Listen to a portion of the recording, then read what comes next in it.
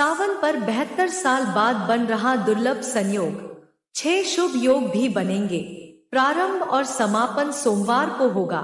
इस साल सावन का प्रारंभ और पहला सोमवार 22 जुलाई को ही है। तीर्थंकरी सोरो के ज्योतिषाचार्य डॉक्टर गौरव कुमार दीक्षित बताते हैं कि इस बार सावन पर 72 साल बाद दुर्लभ संयोग बना है। सावन का प्रारंभ और समापन दोनों ही सोमवार के दिन हो रहा है। सनातन धर्म में सावन के महीने को काफी पवित्र माना जाता है। सावन के महीने में जो भी भक्त श्रद्धापूर्वक भगवान भोलेनाथ और माता पार्वती की पूजा करते हैं, उनकी सभी मनोकामनाएं पूरी होती हैं। इस साल सावन माह का प्रारंभ और पहला सोमवार 22 जुलाई को ही है। पहले ही दिन सोमवार पड़ने से इस बार भक्तों को 5 सोमवार मिलेंगे और सावन महीने का समापन 19 अगस्त को होगा।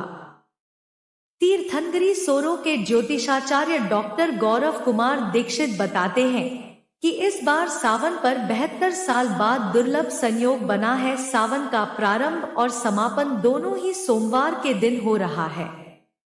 सावन माह की शुरुआत और समापन दोनों ही इस बार सोमवार को होंगे। ऐसा दुर्लभ योग 72 वर्ष पहले 27 जुलाई 1953 को बना था, जब सावन महीने की शुरुआत और समापन सोमवार के साथ हुआ था। सावन में 6 शुभ योग भी। इस बार सावन में 6 शुभ योगों का निर्माण भी हो रहा है। इस साल श्रावण मास में शुक्रादित्य योग, बुधादित्य योग, नवपंचम योग और गजकेसरी योग बन रहे हैं। इनके अलावा कुबेर योग और शश योग भी बन रहे हैं, जिसकी वजह से इस महीने का महत्व और भी अधिक बढ़ गया है। सर्वार्थ सिद्धि समेत 3 शुभ योग में होगी सावन की शुरुआत। सावन के पहले दिन ही सोमवार और सर्वार्थ सिद्धि योग बन रहा है। इस योग में सावन का शुभारंभ होना बेहद शुभ माना जा रहा है।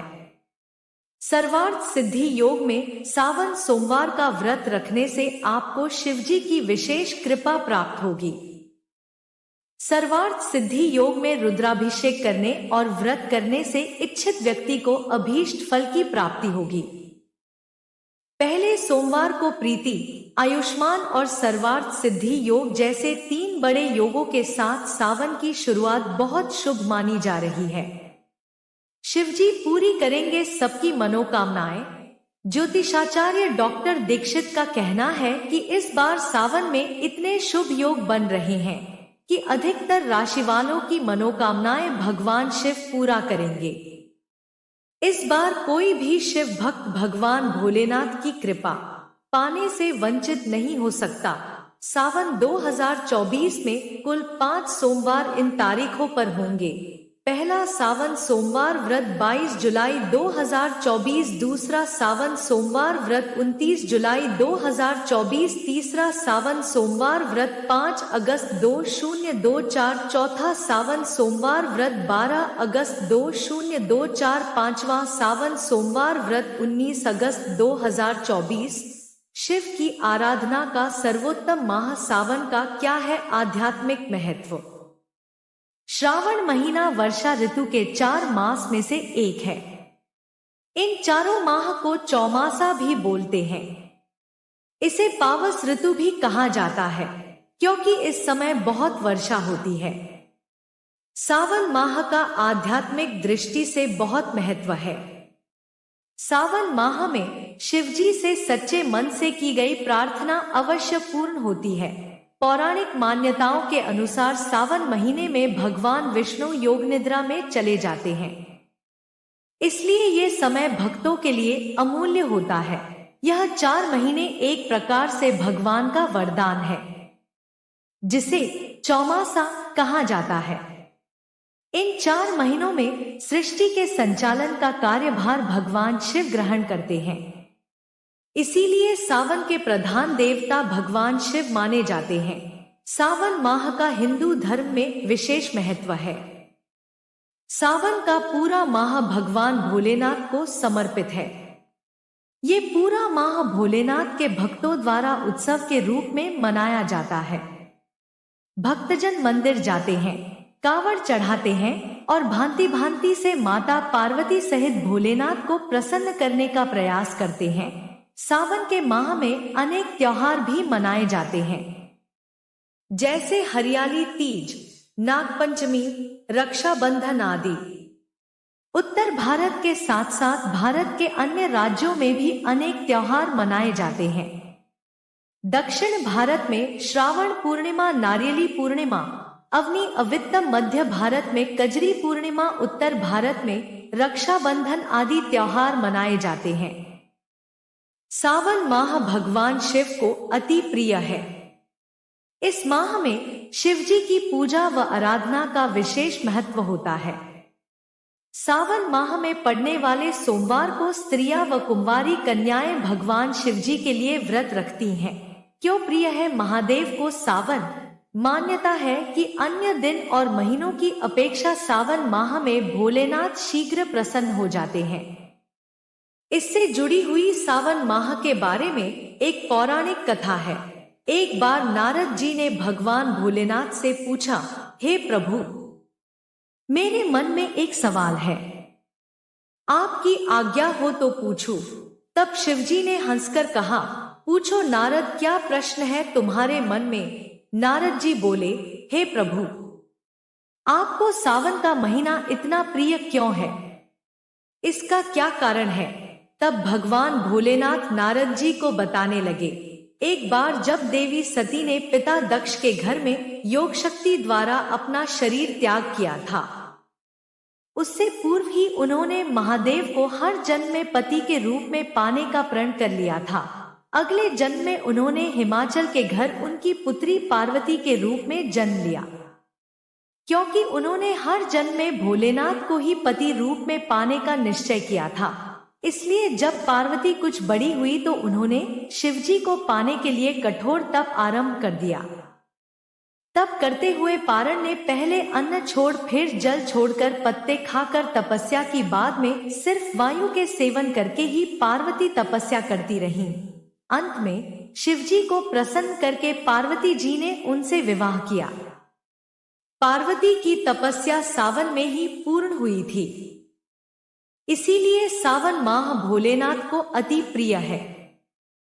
पार्वती ने युवावस्था के सावन महीने में निराहार रहकर कठोर व्रत किया और शिव को प्रसन्न कर उनसे विवाह किया, जिसके बाद ही महादेव के लिए यह विशेष हो गया।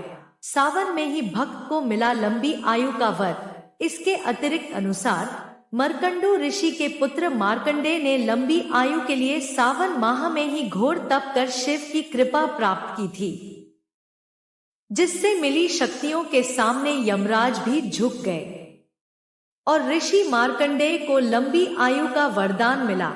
प्रथम बार कब हुआ था जलाभिषेक? एक अन्य मान्यता के अनुसार भगवान शिव सावन के माह में अपनी ससुराल गए थे। ससुराल पहुंचकर उनका स्वागत अर्घ्य और जलाभिषेक से किया गया। माना जाता है कि प्रत्येक वर्ष सावन माह में भगवान शिव अपनी ससुराल आते हैं। पृथ्वी वासियों के लिए यह समय शिव कृपा पाने के लिए यह उत्तम होता है। क्यों बुलाया जाता है नीलकंठ? पौराणिक कथाओं में वर्णन है कि सावन मास में ही समुद्र मंथन किया गया था। समुद्र मंथन के बाद समुद्र से जो हलाहल विष निकला, उसे भगवान शंकर ने सृष्टि को बचाने के लिए अपने कंठ में धारण कर लिया था। विष को कंठ में धारण करने पर वो नीलवर्ण हो गया। इसी कारण उनका एक नाम नीलकंठ महादेव भी है। उस विष के प्रभाव को कम करने के लिए सारे देवी देवताओं ने भगवान का जलाभिषेक किया था। इसीलिए सावन में शिवजी पर जल चढ़ाने का विशेष महत्व है। श्रावण मास में भोलेनाथ के जलाभिषेक से विशेष फल की प्राप्ति होती है। सावन सोमवार व्रत की पावन कथा। एक साहूकार था जो भगवान शिव का अनन्य भक्त था। उसके पास धन धान्य किसी भी चीज की कमी नहीं थी, लेकिन उसकी कोई संतान नहीं थी और वह इसी कामना को लेकर रोज शिवजी के मंदिर जाकर दीपक जलाता था। उसके इस भक्तिभाव को देखकर एक दिन माता पार्वती ने शिवजी से कहा कि प्रभु, यह साहूकार आपका अनन्य भक्त है, इसको किसी बात का कष्ट है तो आपको उसे अवश्य दूर करना चाहिए। शिवजी बोले कि हे पार्वती, इस साहूकार के पास पुत्र नहीं है, यह इसी से दुखी रहता है। माता पार्वती कहती हैं कि हे ईश्वर, कृपा करके इसे पुत्र का वरदान दे दीजिए। तब भोलेनाथ ने कहा कि हे पार्वती, साहूकार के भाग्य में पुत्र का योग नहीं है। ऐसे में अगर इसे पुत्र प्राप्ति का वरदान मिल भी गया तो वह केवल 12 वर्ष की आयु तक ही जीवित रहेगा। यह सुनने के बाद भी माता पार्वती ने कहा कि हे प्रभु, आपको इस साहूकार को पुत्र का वर देना ही होगा, अन्यथा भक्त क्यों आपकी सेवा पूजा करेंगे। माता के बार बार कहने से भोलेनाथ ने साहूकार को पुत्र का वरदान दिया, लेकिन यह भी कहा कि वह केवल 12 वर्ष तक ही जीवित रहेगा। साहूकार यह सारी बातें सुन रहा था, इसलिए उसे न तो खुशी हुई और न ही दुख। वह पहले की ही तरह भोलेनाथ की पूजा अर्चना करता रहा। उधर सेठानी गर्भवती हुई और 9वें महीने उसे सुंदर से बालक की प्राप्ति हुई। परिवार में खूब हर्षोल्लास मनाया गया, लेकिन साहूकार पहले ही की तरह रहा और उसने बालक की 12 वर्ष की आयु का जिक्र किसी से भी नहीं किया। जब बालक 11 वर्ष की आयु हो गई तो एक दिन साहूकार की सेठानी ने बालक के विवाह के लिए कहा, तो साहूकार ने कहा कि वह अभी बालक को पढ़ने के लिए काशी जी भेजेगा।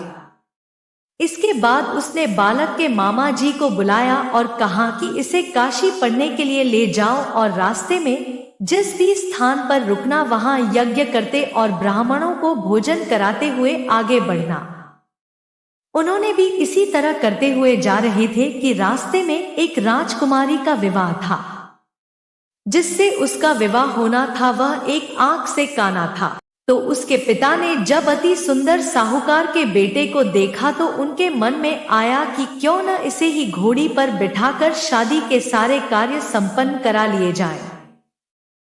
तो उन्होंने मामा से बात की और कहा कि इसके बदले में वह अथाह धन देंगे, तो वह भी राजी हो गए। इसके बाद साहूकार का बेटा विवाह की बेदी पर बैठा और जब विवाह कार्य संपन्न हो गए तो जाने से पहले उसने राजकुमारी की चुंदरी के पल्ले पर लिखा कि तेरा विवाह तो मेरे साथ हुआ, लेकिन जिस राजकुमार के साथ भेजेंगे वह तो एक आंख का काना है। इसके बाद वह अपने मामा के साथ काशी के लिए चला गया। उधर जब राजकुमार ने अपनी चुनरी पर यह लिखा हुआ पाया तो उसने राजकुमार के साथ जाने से मना कर दिया। तो राजा ने भी अपनी पुत्री को बारात के साथ विदा नहीं किया। बारात वापस लौट गई। उधर मामा और भांजे काशी जी पहुंच गए थे। एक दिन जब मामा ने यज्ञ रचा रखा था और भांजा बहुत देर तक बाहर नहीं आया तो मामा ने अंदर जाकर देखा तो भांजे के प्राण निकल चुके थे। वह बहुत परेशान हुए, लेकिन सोचा कि अभी रोना पीटना मचाया तो ब्राह्मण चले जाएंगे और यज्ञ का कार्य अधूरा रह जाएगा। जब यज्ञ संपन्न हुआ तो मामा ने रोना पीटना शुरू किया। उसी समय शिव पार्वती उधर से जा रहे थे तो माता पार्वती ने शिवजी से पूछा, हे प्रभु, ये कौन रो रहा है। तभी उन्हें पता चलता है कि यह तो भोलेनाथ के आशीर्वाद से जन्मा साहूकार का पुत्र है। तब माता पार्वती कहती हैं कि हे स्वामी, इसे जीवित कर दे, अन्यथा रोते रोते इसके माता पिता के प्राण निकल जाएंगे। तब भोलेनाथ ने कहा कि हे पार्वती, इसकी आयु इतनी ही थी सो वह भोग चुका। लेकिन मां के बार बार आग्रह करने पर भोलेनाथ ने उसे जीवित कर दिया। लड़का ओम नमः शिवाय करते हुए जी उठा और मामा भांजे दोनों ने ईश्वर को धन्यवाद दिया और अपनी नगरी की ओर लौटे।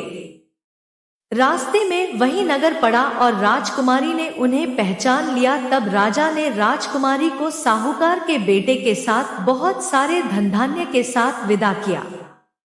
उधर साहूकार और उसकी पत्नी छत पर बैठे थे। उन्होंने यह प्रण कर रखा था कि यदि उनका पुत्र सकुशल न लौटा तो वह छत से कूदकर अपने प्राण त्याग देंगे। तभी लड़के के मामा ने आकर साहूकार के बेटे और बहू के आने का समाचार सुनाया, लेकिन वे नहीं माने। तो मामा ने शपथ पूर्वक कहा। तब तो दोनों को विश्वास हो गया और दोनों ने अपने बेटे भू का स्वागत किया। उसी रात साहूकार को स्वप्न ने शिवजी ने दर्शन दिया और कहा कि तुम्हारे पूजन से मैं प्रसन्न हुआ। इसी प्रकार जो भी व्यक्ति इस कथा को पढ़ेगा या सुनेगा उसके समस्त दुख दूर हो जाएंगे और मनोवांछित सभी कामनाओं की पूर्ति होगी। तो ये थी हमारी आज की वीडियो। अगर आपको यह वीडियो अच्छी लगी तो इसे जरूर लाइक करें, चैनल को सब्सक्राइब करें, वीडियो को शेयर करें और कमेंट में जय भोलेनाथ जरूर लिखें। धन्यवाद। जय भोलेनाथ।